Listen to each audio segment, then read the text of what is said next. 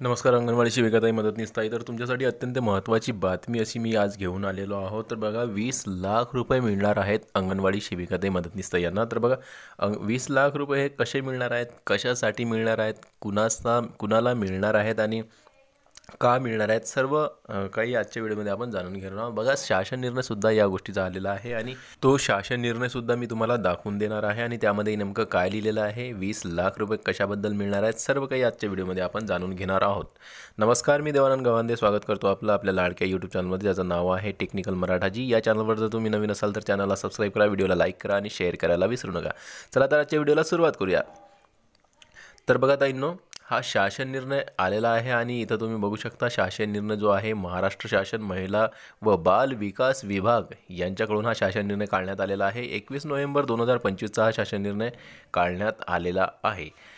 तर एकात्मिक बाल विकास सेवा योजनेअंतर्गत राज्यातील ज्या अंगणवाडी सेविका व अंगणवाडी मदतनीस यांचा कर्तव्य बजावत असताना अपघाती मृत्यू झाल्यास 10 लाख रुपये आणि कायमस्वरूपी अपंगत्व आल्यास ₹5 लाख इतक्या रकमेचे सानुग्रह अनुदान लागू करण्यास संदर्भाधीन क्रमांक 1 येथील शासन निर्णयान्वये मान्यता देण्यात आली आहे. बघा, मान्यता काय देण्यात आली आहे, शासन निर्णय काढण्यात आलेला आहे की अंगणवाडी सेविकाताई आणि मदतनीसताई यांना कर्तव्य बजावत असताना काही अपघात झाल्यास किंवा मग इतरही काही कारणाने त्यांना जर मृत्यू आल्यास किंवा मग जे अपंगत्व आहे कायमस्वरूपी अशा प्रकारचं अपंगत्व आल्यास, काही प्रकार घडल्यास, तर त्यांना मृत्यू झाल्यास 10 लाख रुपये आणि अपंगत्व आल्यास कायमस्वरूपी त्यांना 5 लाख रुपये सानुग्रह अनुदान मिळत असते. तर त्या अनुषंगाने बघा, कैलासवासी श्रीमती उमा महेश पवार अंगणवाडी सेविका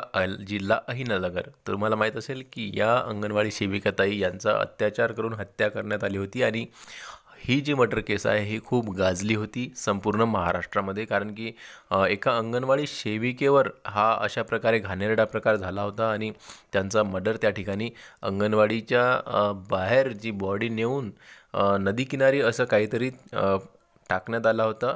अशा प्रकारचा हा मर्डर केस झाली होती आणि त्याबद्दलच श्रीमती उमा महेश पवार अंगणवाडी सेविका ज्या अहिल्यानगरच्या आहेत, यांच्या अंगणवाडी केंद्रातील जे हत्या प्रकरण झालं आहे त्या हत्या प्रकरणी ₹10 लाख इतक्या रकमेचे सानुग्रह अनुदान मंजूर करण्याबाबत आयुक्त एकात्मिक बाल विकास सेवा योजना यांनी संदर्भाधीन क्रमांक 2 येथील 19/3/2025 रोजीचे पत्रान्वये प्रस्ताव सादर केलेला आहे.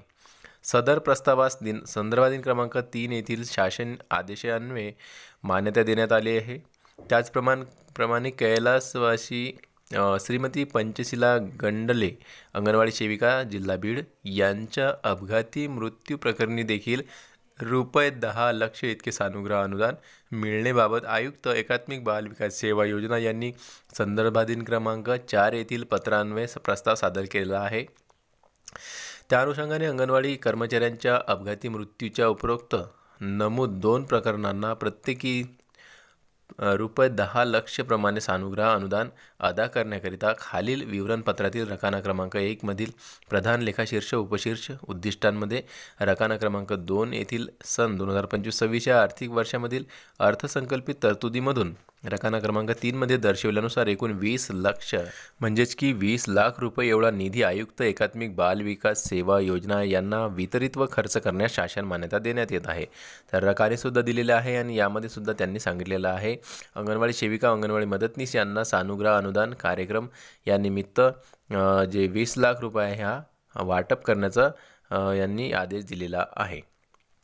उपरोक्त नमूद कैलासवासी श्रीमती पंचशिला गंडले यांच्या प्रकरणी संदर्भाधीन क्रमांक 1 येथील शासन निर्णय दिनांक 24/9/2024 अन्वये सानुग्रह अनुदान देय आहे. याबाबतची छाननी झाल्याची खातरजमा आयुक्त एकात्मिक बाल विकास सेवा योजना नवी मुंबई यांनी करावी. त्यानुसार दोन्ही प्रकरणी विहित कार्यपद्धतीनुसार सदर निधी संबंधितांना वितरित करून खर्च करण्यात यावा. तर अशा प्रकारे हा शासन निर्णय आलेला आहे आणि हा जो शासन निर्णय आहे, सानुग्रह जे अनुदान असते ज्यामध्ये की अंगणवाडी सेविकाताई किंवा मदतनीसताई यांचा जर कार्यरत असताना मृत्यू झाल्यास काही प्रकरण घडल्यास किंवा मग अपघाती मृत्यू झाल्यास किंवा मग त्यांना कायमस्वरूपी विकलांगता आल्यास अशा प्रकरणांमध्ये त्यांना सानुग्राम अनुदान किंवा एक प्रकारे मदत म्हणून काही रुपये दिले जात आहेत. तर मृत्यू झाल्यास 10 लाख रुपयाची मदत सरकार त्यांना करते असते. त्याचबरोबर जे कायमस्वरूपी अपंगत्व आल्यास त्यांना 5 लाख रुपये मिळतात. तर अशा प्रकारे हे सानुग्रह अनुदान असते आणि या अनुदानाने जे अंगणवाडी सेविका आहेत त्यांची जी उणीव आहे, भरीव त्यांची जी कमतरता आहे ते भरून तर निघणार नाही, परंतु त्यांच्या परिवारास लेकरं लहान लहान असतील, मुलं बाळं असतील तर त्यांना काहीतरी एक सपोर्ट सरकारकडून हे अनुदान मिळाल्यानंतर होतो. तर तुम्हाला माहीत असेल की उमा पवार यांच्या जो हत्या झाली होती संपूर्ण महाराष्ट्रभर गाजलेली होती, कारण की अंगणवाडी गावाबाहेर होती आणि जंगलाच्या आसपास असल्या कारणाने याचाच फायदा त्या प्रवृत्तीच्या लोकांनी घेतला आणि त्यांची हत्या करण्यात आली होती आणि हे प्रकरण खूप गाजलं होतं. तर या प्रकरणी उमा पवार यांना भावपूर्ण श्रद्धांजली आणि त्यांच्या परिवारातसुद्धा आता हे जे अनुदान आहे हे मिळाले. त्यांचे काही लेकरं असतील, मुलं बाळं असतील तर त्यांच्या आता संगोपनासाठी हा जो पैसा आहे, हा निधी जो आहे तो लावण्यात येणार आहे किंवा मग त्यांचं जे संगोपन आहे किंवा त्यांचं जीवन आता जे जगण्यासाठी जो हा जो पैसा आहे हा थोडा त्यांना हातभार लावणार आहे.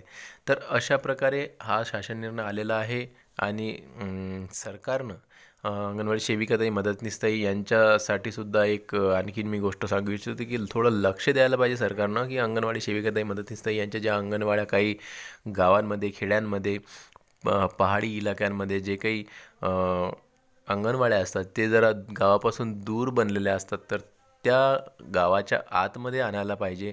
कारण की जेणेकरून अंगणवाडी सेविकाताई मदतनीस ह्या एकट्याच त्या अंगणवाडीमध्ये नसल्या पाहिजे.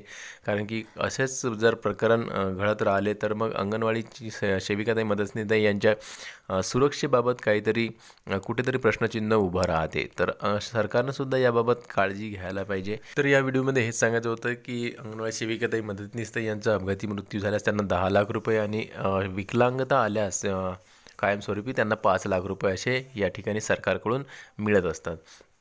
तर या दोन ज्या अंगणवाडी सेविकाताई मदतनीस आहेत यांना हे पैसे मिळालेले आहेत. आणि आता एक गोष्ट आणखीन सांगू इच्छितो की कोरोना काळामध्ये ज्या अंगणवाडी सेविकाताई मदतनीस यांचा मृत्यू झालेला आहे तर त्यांना सानुग्रह अनुदान म्हणून 50 लाख रुपयाची मदत झालेली आहे. प्रत्येक अंगणवाडी सेविकाताई किंवा मदतनीसताई या मृत्यूची मुखी ज्या पडल्या होत्या कोरोना टाईममध्ये तर त्यांच्या परिवाराला प्रत्येकीला 50 लाख रुपयाची मदत सरकारनं केलेली आहे. याबद्दलचा व्हिडिओसुद्धा मी आपल्या चॅनलवर टाकलेला आहे.